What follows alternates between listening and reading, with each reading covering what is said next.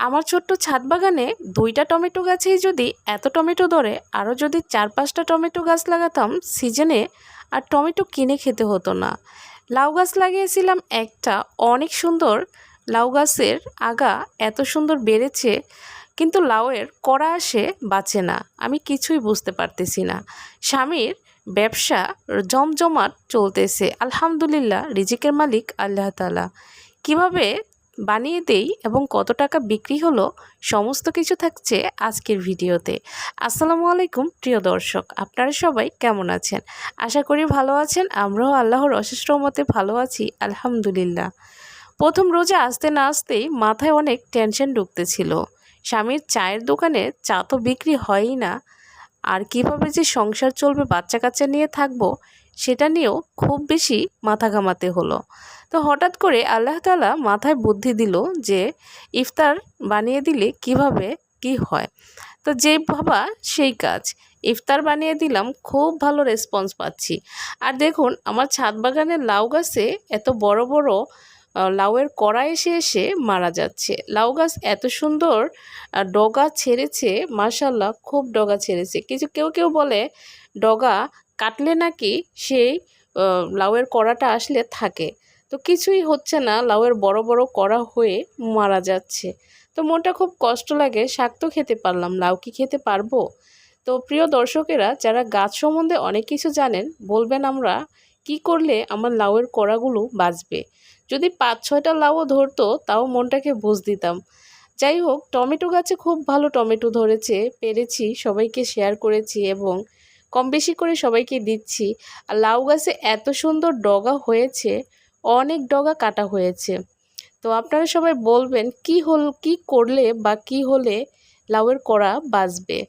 তো আলহামদুলিল্লাহ, আস্তে আস্তে রোজা রেখে সবগুলো কাজ করছি।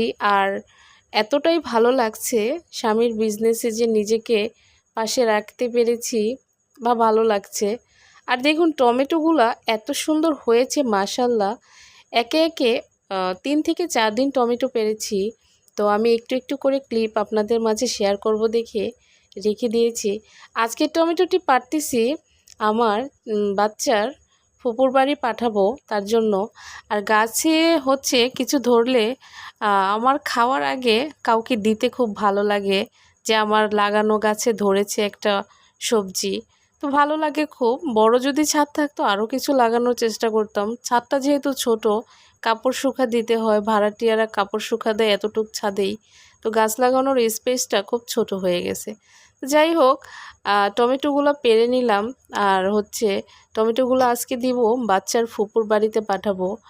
আর আমাদের এই কাজ টুকটাক করতে করতে তাই ইফতার ভাজার সময় হয়ে গেছে।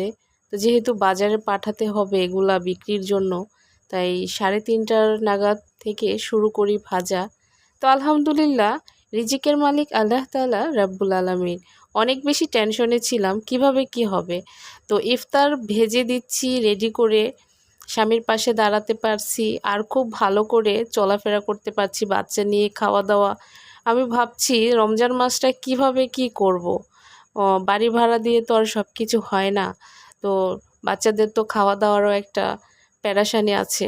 আর রমজান মাসে খরচ তো সবাই জানেন। তো যাই হোক, আলহামদুলিল্লাহ, আমি ইফতারটা ভেজে দেই, আমার স্বামী বিক্রি করে। তো এটাতে আমার কোনো কষ্ট হয় না।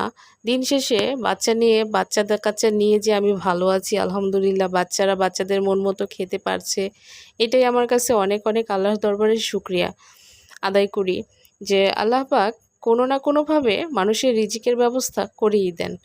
তো হয়তোবা আমি উসিলা, আল্লাহ পাক আমার মাথায় বুদ্ধিটা দিয়েছে বিদায় আমি এগুলো করতে পেরেছি। আর আশপাশের মানুষ অনেক বেশি ভালো রেসপন্স দিয়েছে। আর যেগুলো আমি দেই, আমি একা মানুষ পারি না। 50টা করে, আমার বাড়ির পাশে যেহেতু বাজার, 50টা করে সব কিছুর আইটেম দেই। আর বুট ডাবলির ভিডিওটা দেখালাম না। আর আজকে বিক্রি হয়েছে, মাশাল্লাহ, ভালোই হয়েছে।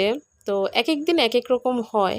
তো ভালোই হয়েছে, ভালোভাবে কাটছে দিনগুলা। এটাই আলহামদুলিল্লাহ, আল্লাহর দরবারে লাখ লাখ শুকরিয়া আদায় করি। 3টা ছেলে মেয়ে নিয়ে ভালো আছি। দিন শেষে বাজার করে খেতে পারছি। রমজান মাসটা খুব ভালোভাবে কাটছে।